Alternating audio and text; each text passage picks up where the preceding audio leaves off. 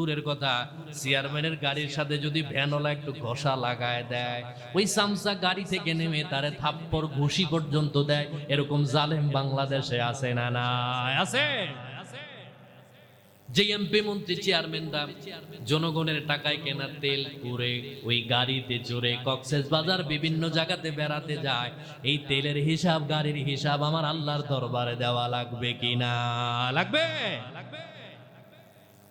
মনে আছে কথা? যে ওমর শুধুমাত্র জনগণের টাকায় কেনা তেল দিয়ে আলীর মতো মানুষের সাথে কথা বলতে রাজি নয়, তিনি কি কাপড় চুরি করতে পারে? আমাদের বাংলা ভাষাটা প্রবাদ আছে, লোক কি চোরের ঘরে দালান ওঠে না, লোকে বলে চোরের বাড়ি দালান ওঠে না। এখনো চুরি ছাড়া দালান গড়ার, চুরি ছাড়া দালান গড়ার চালান জোটে না। ঠিক না? জোরে কর। শুনি লেখাপড়া করে যেজন, গাড়ি ঘোড়ায় চড়ে সেজন। আমার প্রশ্নটা তোমাদের কাছে, কয়জন শিক্ষকের গাড়ি আছে? সুদ করে চালায় গাড়ি, ক জানে না। দেখো সামসা নেতায় চালায় গাড়ি, ক জানে না। লোকে বলে চোরের বাড়ি দালান ওঠে না, এখনো চুরি ছাড়া দালান গড়ার, চুরি ছাড়া দালান গড়ার চালান জোটে না। সুরে বলেন কথা ঠিক কিনা? হযরত ওমর রাদিয়াল্লাহু তাআলা আনহু খুতবা চাপালেন, যুবককে ডাক দিয়ে বলেন, যুবক, এই হাজার জনতার সামনে তুমি আমাকে চোর বলে সাব্যস্ত করলে, তোমার প্রশ্নের জবাবটা আমি না দিয়ে আমার ছেলে আব্দুল্লাহ দিলে কেমন হয়? বলে অসুবিধা নাই, কারণ আপনি আল্লাহর নবীর সাহাবী, আপনার সন্তানও সাহাবী, আপনি এমন নেতা জীবনে কোনোদিন একটা মিথ্যা কথা বলেন নাই। আর আমাদের নেতারা আল্লাহর রহমতে একটাও সত্য কথা কয়। কথা কয় না কেন? ঠিক কিনা? জোরে কয়। হযরত আব্দুল্লাহ রাদিয়াল্লাহু তাআলা আনহু দাঁড়ালেন, যুবককে ডাক দিয়ে বলেন, যুবক, এই হাজার মানুষের সামনে তুমি আমার বাবার চরিত্রের উপরে কলঙ্ক লেপন করে দিয়েছো। আমার বাবার বড় ছেলে আমি, গতকালকে যেখানে কাপড় বন্টন করা হয়, তুমি কয় গজ নিছো? কয় 2 গজ। আমি 2 গজ। আমার বাবা কয় গজ? কয় 2 গজ। তুমি শুনে রাখো, আমি একজন প্রেসিডেন্টের ছেলে, কিন্তু কোনোদিন আমি আমার বাবাকে একটা নতুন কাপড় পর্যন্ত হাদিয়া দিতে পারি নাই। শুনে নাও, আমি একজন প্রেসিডেন্টের ছেলে হওয়ার পরেও আমি মদিনাতুল মুনাওয়ারার অলিতে গলিতে কাপড়ের টুপি বানায়া বিক্রি করে নিজে খাই। আর আমাদের এমপির ছেলের 50 জন চামচা আছে। কথা কয় না কেন? আছে না নাই? আর তো পৃথিবীর খলিফা হযরত ওমরের ছেলে বলে, আমি কাপড়ের টুপি বানাইয়া নিজের জীবন চালাই। আমার বাবা কোনোদিন রাষ্ট্রীয় কোষাগার থেকে আমার জন্য কোনো পয়সা বরাদ্দ করে নাই। আমাদের দেশের বর্তমান পরিস্থিতি কি? একেবারে চৌকিদার থেকে প্রধানমন্ত্রী পর্যন্ত আপাদমস্তক দুর্নীতিগ্রস্ত। কথা বলেন ঠিক কিনা? জোরে কর। আব্দুল্লাহ রাদিয়াল্লাহু তাআলা আনহু ডাক দিয়া বলে, ভাই শোনো, আমি আমার বাবার বড় ছেলে, আমার বাবাকে কোনোদিন একটা কাপড় হাদিয়া পর্যন্ত দিতে পারি নাই। গতকালকে যেহেতু কাপড় হাদিয়া পেয়েছি, আমার 2 গজ কাপড় আমার বাবাকে আমি হাদিয়া দিয়েছি। আমার 2 গজ আর আমার বাবার 2 গজ, এই 4 গজ কাপড় দিয়ে আমার বাবার লম্বা বডির লম্বা জামা বানিয়ে নিয়েছেন। আমার বাবা কিন্তু বাইতুল মালের থেকে কাপড় চুরি করতে পারে না। সুবহানাল্লাহ বলেন না? ওই যুবক এবার ডাক দিয়ে বলে, আপনি যদি এমন নেতা হতে পারেন, আপনার জন্য শুধু নামাজ পড়ার অনুমতি নয়, আপনার জন্য আমি আমার নিজের জীবনটা পর্যন্ত উৎসর্গ করে দিতে চাই। সুবহানাল্লাহ বলেন। আল্লাহর হাবিব কিয়ামতের আলামত 1 নাম্বার বলেছেন উলামা, 2 নাম্বার হলো, 2 নম্বরে আল্লাহর হাবিব বলেছেন আকা উম্মাহু, মায়ের সাথে সন্তানের কোনো সম্পর্ক থাকবে না। এই 2 থেকে 3 নাম্বার পয়েন্টের ভিতরে যে মাল প্যান্ডেল থেকে উঠে বাহিরে যাবে, বুঝবেন ওই মামলার আসামি। কথা বুঝেন নাই আমার? 2 নাম্বার, আকা উম্মাহু আকসা আবাহু, শেষ জামানায় আমার উম্মতের ভিতরে তার মায়ের সাথে সন্তানের কোনো সম্পর্ক থাকবে না, বাবার সাথেও সন্তানের সম্পর্ক থাকবে।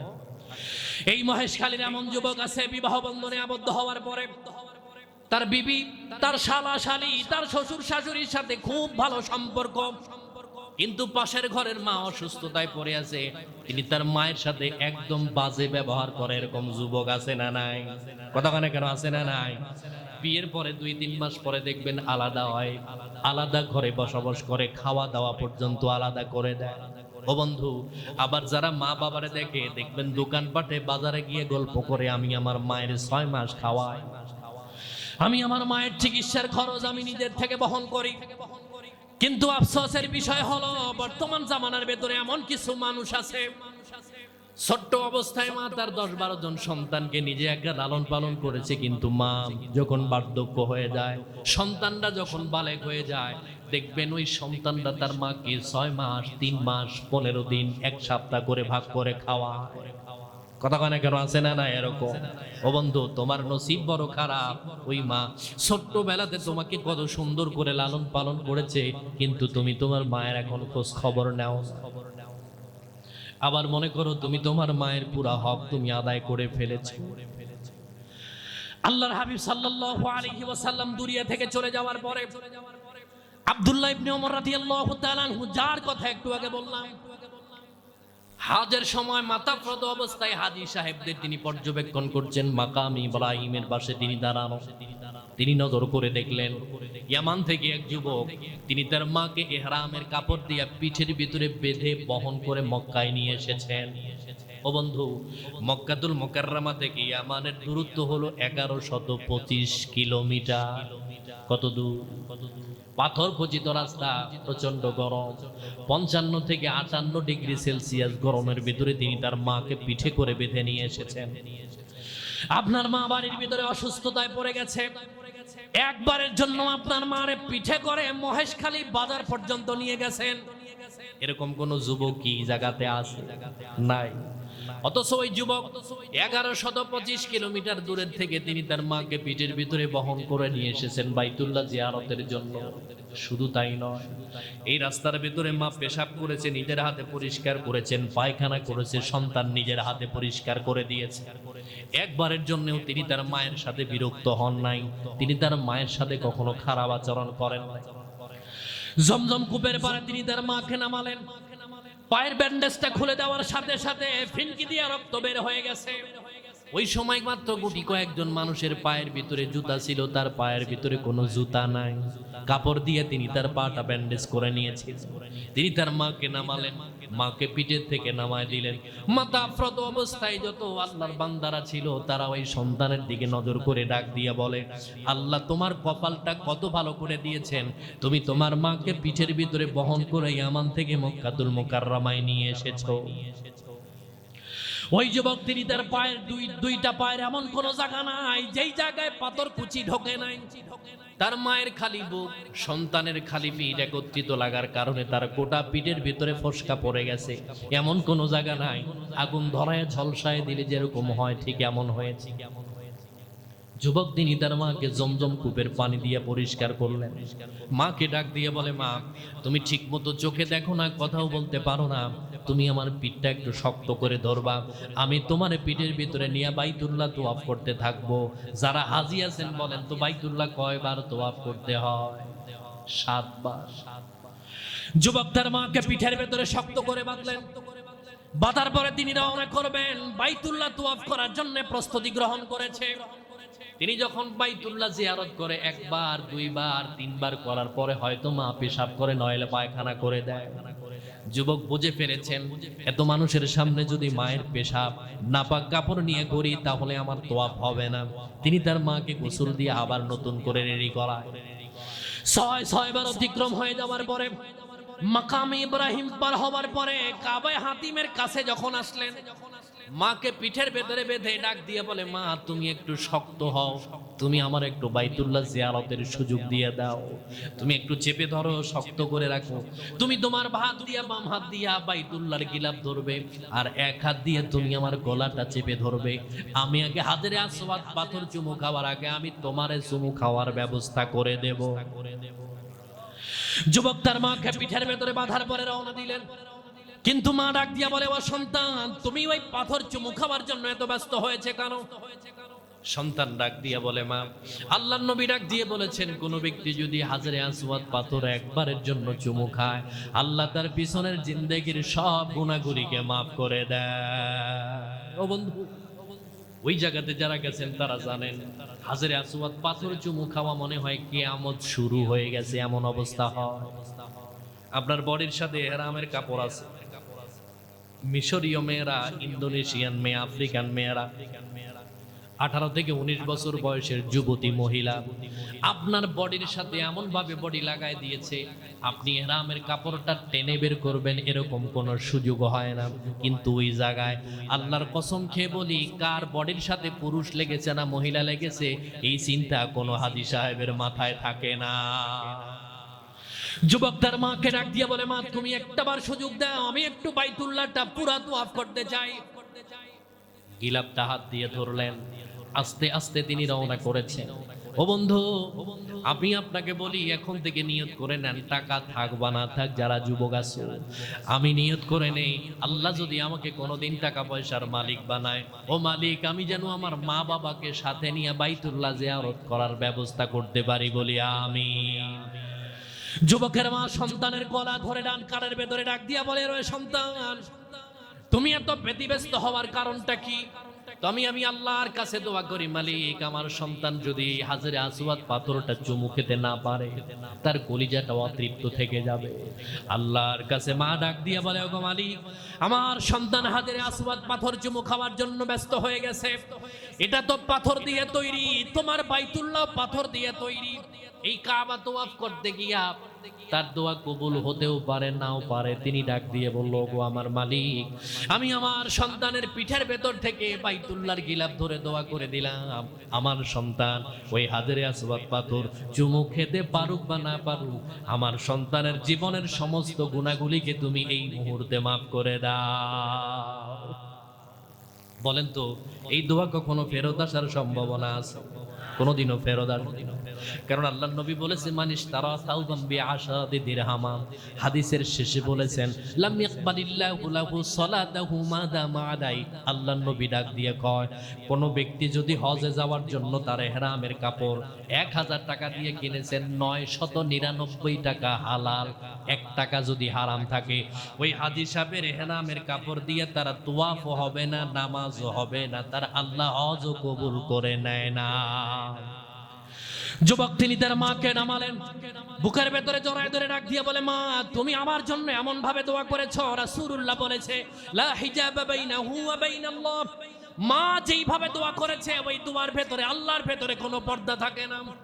আল্লাহ রাব্বুল আলামিন সন্তানের জন্য মায়ের দোয়াকে সাথে সাথে কবুল করে নিয়েছেন। মাকে বুকের ভিতরে নিলেন, তিনি আর বাইতুল্লাহ তোয়াফ করলেন না। এবার ডাক দিয়ে বলে, মা বলো তো তোমার মনের ভিতরে কোনো আপত্তি কোনো আফসোস আছে কিনা, তুমি আমাকে বলো। যুবকের মা ডাক দিয়া বলে, ও আমার সন্তান শোনো, ইয়ামান থেকে মক্কাতুল মুকাররমায় তুমি আমাকে জিয়ারতের জন্য নিয়ে এসেছো, তবে আমার মনে চায় রাসূলুল্লাহর স্মৃতি বিজড়িত জায়গা আছে, শৈশবের জায়গা হলো তায়েফ। ও বন্ধু, এখন মক্কাতুল মুকাররমা থেকে তায়েফের দূরত্ব 72 কিলোমিটার, গাড়ি দিয়ে উপরে উঠতে প্রায় 1 ঘন্টার মতো সময় লাগে। এখনো রাস্তা হয়ে গেছে, পাহাড় বেয়ে বেয়ে উপরে উঠতে হয়। কিন্তু যুবক তার মাকে বোঝাতে পারে না, তার পায়ের ভিতরে ফোসকা পড়ে গেছে, পিঠের ভিতরে আগুন ধরার মতো ছলসানো হয়ে গেছে, একবারের জন্য বলতে পারে না। কারণ ওই যুবক জানে আল্লাহর হুকুম মতো বাইতুল্লাহ তোয়াফ করা যেরকম ফরজ, মায়ের কথা মতো মাকে মক্কা থেকে তায়েফে নিয়ে যাওয়াটাও সন্তানের জন্য ফরজ। তিনি তার মাকে পিঠের ভেতরে বাঁধলেন, নতুন করে নিয়ে গেলেন তায়েফের জমিনে।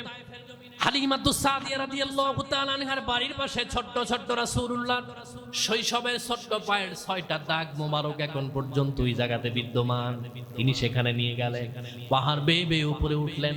এবার মাকে ডাক দিয়ে কয়, তোমার কোনো আপত্তি আছে কিনা বলো। বলে, বাবা যেই নবীর উসিলাতে তুমি আমাকে মক্কাতুল মুকাররমায় নিয়ে এসেছো, রাসূলুল্লাহর রওজা মদিনাতুল মুনাওয়ারাতে নবীজির রওজাটা একবার নিজের চোখ দিয়ে দেখতে চাই। লা ইলাহা ইল্লাল্লাহ।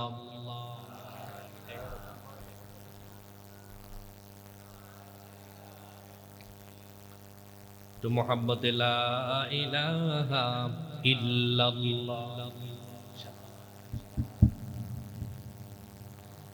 লা ইলাহা ইল্লাল্লাহ, লা ইলাহা ইল্লাল্লাহু মুহাম্মাদুর রাসূলুল্লাহ।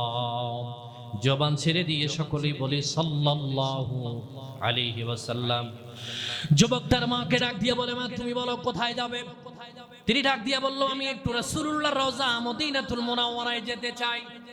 কিন্তু যুবক কেমনে দেখাবে? তার মা তো চোখে ঠিক মতো দেখে না, আবসা আবসা দেখে। তার পায়ের ভিতরে ফোসকা, পিঠের ভিতরে ফোসকা, গোটা বডিটা জরাজীর্ণ হয়ে গেছে। তারপরেও তিনি তার মাকে নিয়ে রওনা করলেন মদিনাতুল মুনাওয়ারায়। মক্কা থেকে মদিনার দূরত্ব হলো 442 কিলোমিটার। যাইতে যাইতে মদিনাতুল মুনাওয়ারার আগে আব্দুস সাত্তার ইয়ামানি খালিদ বিন ওয়ালিদ নামক রোডের ডান পাশে একটা মসজিদ এখন পর্যন্ত আছে। ওই জায়গাতে যেই হাজী সাহেবেরা মক্কা থেকে মদিনাতুল মুনাওয়ারাতে যায়, ওখানে গিয়া নামাজ আদায় করে, কেউ বা ফ্রেশ হয়। ওই মসজিদের পাশে গিয়া যুবক তার মাকে নিচের দিকে নামালেন। পিঠের থেকে তার মাকে নামায় দেওয়ার পরে তিনি সামনে একটু বসে গেছেন, মা তার পিছনে। হঠাৎ করে মায়ের হাত সন্তানের পিঠের উপরে পড়ে গেছে। মা চোখের পানি ফেলে ডাক দিয়ে বলে, ও আমার সন্তান, তুমি আমার সাথে মিথ্যা কথা বলেছ। তোমার পিঠের উপরে এমন ফোসকা পড়ে গেছে, আমি যদি জানতাম আমি হামাগুড়ি দিয়া মক্কা থেকে মদিনায় আসতাম, এরপরে আমি তোমার পিঠের ভিতরে একবারও চড়ার মন মানসিকতা করতাম না। যুবক তার মাকে ডাক দিয়ে বলে, মা এটা গরমের কারণে ঘেমে গেছে। বলে না, তুমি তোমার ছোট্টবেলাতে তোমার বডির ভিতরে কোন জায়গাতে কেমন দাগ আছে? একজন পুরুষের বডির ভিতরে কোথায় কালো দাগ আছে, কোথায় একটা তিল আছে, এটার গিন্নিও ঠিক মতো জানে না। কিন্তু আমার মায়ের আমার পুরা বডিটা মুখস্থ। কথা মানে কেন, ঠিক কিনা? ওই মহেশখালী থেকে যখন আপনার বাড়ির ভিতরে আপনার সন্তান 3 জন একসাথে চাকরি করে অথবা ব্যবসা করে, রওনা দিয়েছে বাড়িতে, রাতের 2টা বাজে জুতা পাই দিয়ে কোন সন্তান বাড়িতে এসেছে, মা বাবা সন্তানের জুতার আওয়াজ শুনে বলে দিতে পারে তার কয় নাম্বার ছেলেটা বাড়িতে আসছে, ঠিক না? কিন্তু তুমি তো মারে চিনো না। আল ওয়ালিদু আওসাদু আবওয়াবুল জান্নাহ, আল্লাহর নবী বলেছেন মা বাবার পা হলো জান্নাতে যাওয়ার সবচাইতে বড় চৌকাঠ। সুবহানাল্লাহ বলেন। যুবক তার মাকে ডাক দিয়ে বলে, মা আমার পিঠের ভেতরে ফোসকা পড়ে নাই, গরমে ঘেমে গেছি। তিনি ডাক দিয়া বলে, আমি আর মদিনাতুল মুনাওয়ারাতে একবারের জন্য যাব না। তুমি আমার এখান থেকে বাড়িতে নিয়ে যাওয়ার ব্যবস্থা করো, আমি তোমার পিঠের ভিতরে চড়তে চাই না। যুবক ডাক দিয়ে কয়, মা তুমি যদি আমার কলিজার উপরে পাড়া দিয়া মদিনাতুল মুনাওয়ারাতে আসতে চাইতে, এরপরে আমি তোমারে নিয়ে আসতাম। কারণ তুমি আমার জন্য যেই দোয়া করেছো, গোটা পৃথিবী বিক্রি করলে ওই দোয়া পাওয়া কখনো সম্ভব নয়। যুবক তার মাকে নিয়ে মদিনাতুল মুনাওয়ারার পূর্ব পাশে মসজিদে বেলালের পাশে তার মাকে নামালেন। তিনি তার মাকে নামানোর পরে রাসূলুল্লাহর রওজার পাশে গিয়ে সালাতু সালাম দেওয়ার পরে হাত তুলে মোনাজাত করছেন রাসূলুল্লাহর রওজার দিকে ঘুরে, আর তিনি পিছন ফিরে তার মায়ের দিকে তাকায়। একবার সামনে তাকায়, আর একবার তিনি তার মায়ের দিকে তাকায়। হঠাৎ করে তিনি নজর করে দেখলেন আমরা হাত তুলি এমনে, কিন্তু তার মা হাত তুলেছে এইভাবে। তিনি দ্রুত আসলেন, আসার পরে নজর করে দেখলেন তার মা মোনাজাতের ভিতরে 2টা আঙ্গুলি একবার একত্রিত করে আর একবার ছড়া, একবার একত্রিত করে আর একবার ছড়া। যুবক দ্রুত তার মায়ের কাছে চলে আসলেন। আসার পরে ওই মায়ের ক্ষীণ কণ্ঠের কাছে তিনি তার কানটা লাগালেন। মা আল্লাহর নবীর দিকে হাত ইশারা করে ডাক দিয়ে বলে, গো আল্লাহর নবী, আমার সন্তান আমাকে বহন করার কারণে তার গোটা পিঠের ভেতরে এমন ফোসকা পড়ে গেছে, তার গোটা বডিটা জরাজীর্ণ হয়ে গেছে, আমি তো ঠিক মতো চোখে দেখি না। ও গো আল্লাহর নবী, কঠিন মুসিবত পার হয়ে যেই দিন আপনি জান্নাতের ভেতরে যাবেন, আপনি আর আমার সন্তানকে পাশাপাশি জান্নাতের ব্যবস্থা করে দিয়েন। জোরে বলি সুবহানাল্লাহ। আপনি কি মনে করেন 6 বছর একটা নাম্বারে খাওয়াইছেন, আপনার হক কি আদায় হয়ে গেছে? যুবক এবার বাড়ির দিকে রওনা করবেন। তার সাথে 72 জনের কাফেলা ছিল, সবাই চলে গেছে, শুধুমাত্র তিনি একা। যুবকের কলিজার ভেতরে প্রশ্নের উদয় হলো, আমার সাথে যারা হজে এসেছে তারা তো আমার মতো কষ্ট করে হজ করে নাই। তবে আমি বাড়িতে যাওয়ার আগে আল্লাহর নবীর কোন সাহাবীকে একটু প্রশ্ন করতে চাই। যাইতে যাইতে আব্দুল্লাহ ইবনে ওমরকে পেলেন, ডাক দিয়ে বলল, ভাই আপনি আমার পায়ের দিকে আমার পিঠের দিকে একটু তাকান, কি হয়েছে? আমি আমার মাকে বহন করার কারণে আমার গোটা পিঠের ভিতরে ফোসকা, পায়ের ভিতরে ফোসকা, রক্ত বের হয়ে গেছে। আমি আমান থেকে মাকে নিয়ে এসেছি এই জায়গায়, তারপরে তায়েফ, এরপরে মক্কা। সমস্ত হজের কাজ আমি আমার মাকে পিঠের ভিতরে করে নিয়ে করেছি। এবার বলেন তো, আমি আমার মায়ের পুরাপুরি হক আদায় করতে পেরেছি কিনা? প্রশ্ন আছে না? ওই যুবকের দিকে আব্দুল্লাহ ইবনে ওমর রাদিয়াল্লাহু তাআলা আনহু ডাক দিয়ে বলে, ক্বালা লা ওয়ালা বিজাফরাতিন ওয়াহিদা। তুমি শুনে রাখো, তুমি তোমার মায়ের এত এত খেদমত করেছো, এত খেদমত করার পরে আল্লাহর নবীর কথা মতো তুমি তোমার মায়ের এক ফোঁটা দুধের হক এখন পর্যন্ত আদায় করতে পারো নাই। আমি মরে যাব যখন, আমার গায়ের চামড়া তুলে তখন দুই জোড়া জুতা বানাই নিস্তরা, এক জোড়া দিস মায়ের পায়ে, এক জোড়া দিস মায়ের পায়ে, বাবার পায়ে অন্য জোড়া, দুই জোড়া জুতা বানাই নিস্তরা। নিজের গায়ের চামড়া দিয়া মায়ের জুতা বানাইল ঋণ কোনোদিন পরিশোধ হয় না। ও যুবক, তোমার মা নামাজ পড়ে না, জীর্ণ শীর্ণ চেহারা, ওযুরও দরকার নাই। তোমার মা তোমার জন্য যেই দোয়া করবে, বন্দুকের গুলি মিস হতে পারে, মায়ের দোয়া কখনো মিস হতে পারে। আল্লাহর হাবিব সাল্লাল্লাহু আলাইহি ওয়াসাল্লাম মেরাজের রজনীতে তার কানের কাছে কার যেন কোরআন তেলাওয়াতের আওয়াজ আসে। আল্লাহর হাবিব জিব্রাইল আলাইহিস সালামকে ডাক দিয়ে বলে, ভাই জিব্রাইল, কার কোরআন তেলাওয়াতের আওয়াজ? তিনি বললেন, আপনার সাহাবী হারেসা ইবনে নোমান। বলো কি? তিনি দুনিয়াতে আসলেন, হারেসাকে ডাকলেন, ডাক দিয়ে বলে, হারেসা তুমি বলো তো, আমার ওমর, ওসমান, আলী, আবু বকর রাদিয়াল্লাহু তাআলা আলাইহিম আজমাইন তারা দুনিয়া থাকতে জান্নাতে কোরআন পড়ার মতো মর্যাদা পায় নাই, তুমি কেমনে পেলে? হযরত হারেসা রাদিয়াল্লাহু তাআলা আনহু ডাক দিয়ে বলে, ইয়া রাসূলুল্লাহ, আমার বাড়ির সামনে দিয়ে আপনার সাহাবীরা 5 ওয়াক্ত নামাজের জন্য আসে, আমিও তাদের সামনে মাঝে মধ্যে আসি, কিন্তু আমার মাঝে মধ্যে নামাজ মিস্টেক হয়ে যায়। কি কারণে হয় আপনি কি জানেন? আমার বাড়ির ভিতরে একজন বৃদ্ধ মা আছে। ওগো নবী, আমি একটু দূরে ব্যবসা করি, আমি যখন রাতের বেলায় বাড়িতে ফিরি, আমি আমার মাকে পেট পুরে না খাওয়ান পর্যন্ত আমি কোনোদিন বিছানাতে পিঠ লাগাই না। আমার মা বিছানার ভেতরে পেশাব পায়খানা করে আমার গিন্নি আমার মায়ের কাছে চাপে না। আমি আমার নিজের হাতে আমার মায়ের পেশাব পায়খানাগুলি পরিষ্কার করে দেই। ওগো নবী, প্রচন্ড শীতের ভেতরে হালকা কুসুম গরম পানি দিয়ে আমি আমার মারে নিজের হাতে গোসল করে দেই, তার গায়ের জামা কাপড়গুলি আমি নিজে পরিষ্কার করে দেই। শুধু তাই নয়, শীতের ভিতরে আমি আমার মাকে কোলের ভিতরে নিয়ে রোজ যেখানে আসে সেই জায়গাতে ছোট্ট বাচ্চার মতো নিয়ে যায়। শুধু তাই, আমি জয়তুনের তেল হাতের ভিতরে নিয়ে আমার মাকে সামনে বসাই, আমি নিজের হাতে আমার মায়ের মাথার ভিতরে তেল লাগায় দেই, বিলিয়ে কে দেই, গোটা বডিটা মেসেজ করে দেই। ওগো আল্লাহর নবী, আমার মা চোখে দেখে না, কথাও ঠিক মতো বলতে পারে না, কিন্তু আমি নজর করে দেখি আমার মা বারবার আমার দিকে তাকায়, একবার ডানে আর একবার বামে, বারবার শুধু আমার দিকে তাকায়। আমি আমার মাকে প্রশ্ন করেছিলাম, মা গো, তুমি কি কারণে আমার দিকে বারবার তাকাও, কেন তাকাও? ডাক দিয়া বলে, সন্তান, আমি তো বার্ধক্য হয়ে গেছি, তোর জন্য আমি কিছুই দিতে পারবো না। আমি পায়খানা করার পরে আমার বয়স্ক মানুষের পায়খানা তোর নাকে কি দুর্গন্ধ লাগে না?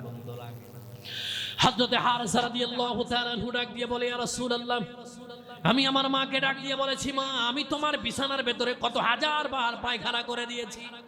প্রচন্ড শীতের ভেতরে আমার মা ওই পায়খানার কাঁটাটা মোড়ায়া তার মাথার উপরে রেখে সারা রাত তিনি পার করে দিয়েছে, একবারের জন্যও তিনি মন খারাপ করেন।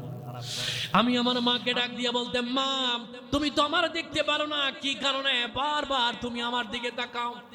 হারেসা রাদিয়াল্লাহু তাআলা আনহু তিনি ডাক দিয়ে বলে, নবী, আমার মা আমারে ডাক দিয়ে বলে, সন্তান, তুমি জানো না, আল্লাহর নবী বলেছেন, কোন সন্তান যদি মা বাবার দিকে নেক নজরে তাকায়, আল্লাহ তাকে একটা কবুল হজের সওয়াব দিয়ে দেয়। আর মা বাবা যদি সন্তানের দিকে নেক নজরে তাকায়, আল্লাহর নবী বলেছেন, সন্তানের জীবনের সব গুনাহগুলিকে আল্লাহ মাফ করে দেয়। ওই হারেসা রাদিয়াল্লাহু তাআলা আনহুকে আল্লাহর নবী একটা শব্দ 3 বার বললেন, কাযালিকাল বিররু, কাযালিকাল বিররু, কাযালিকাল বির। ও হারেসা, নামাজ, রোজা, হজ, যাকাত তোমার এত বড় মর্যাদাবান করতে পারে নাই, তুমি তোমার মায়ের এতটুকুন খেদমত করার কারণে আমার আল্লাহ রাব্বুল আলামিন দুনিয়া থাকতে তোমারে জান্নাতে কোরআন পড়ার অনুমতি দিয়েছেন। জোরে বলি সুবহানাল্লাহ। এই জন্য আল্লাহ নবী বলেছেন আক্কা উম্মাহু, কিয়ামতের 2 নাম্বার আলামত, মা তার সন্তানের সাথে কোনো সম্পর্ক থাকবে না। 3 নাম্বার আকসা আবাহু, বাবার সাথে কোনো সম্পর্ক থাকবে না। এই প্যান্ডেলের ভিতরে এমন যুবক থাকতে পারেন বাবার সাথে 6 মাস হলো কোনো কথাবার্তা নাই। আছেন এরকম? নিজের মারে ধরে পিটায়, খারাপ ভাষায় গালাগাল করে। আল্লাহর হাবিব বলেছে বাবানে মুআজ্জালানি উকুবাতুহুমা ফিদ দুনিয়া আল বাগি ওয়াল উকুব। আল্লাহ রাব্বুল আলামিন সারা পৃথিবীর সমস্ত মানুষের পাপের শাস্তি কিয়ামতের দিন দেবেন, কিন্তু 2টা পাপের শাস্তি আল্লাহ দুনিয়ার ভেতরে দেবেন। নাম্বার 1, কোন ব্যক্তি যদি তার মা বাবার সাথে খারাপ আচরণ করে, আল্লাহ নবীকে বলা হলো গো নবী এর শাস্তিটা কি? রাসূলুল্লাহ ডাক দিয়ে কয়, সে যদি আমার সাহাবীও হয়, এরপরে সে যদি মা বাবার সাথে খারাপ আচরণ করে, মরে যাবার সময় তিনি কালেমা নিয়ে মরতে পারবেন না, বেঈমান হয়ে মারা যাবে। নাউজুবিল্লাহ। তাহলে যারা যুবক উপস্থিত আছেন, আলোচনা শুনলেই হবে না, মানারও দরকার আছে। কথা কানে কেন আছে না নাই? 4 নাম্বারটা বলি, আল্লাহর নবী বলেছেন ওয়াল আমানাতু মাগনামান। খালি বলবো না, মোনাজাত করে দেবো ভাই, কিছুক্ষণ শোনা।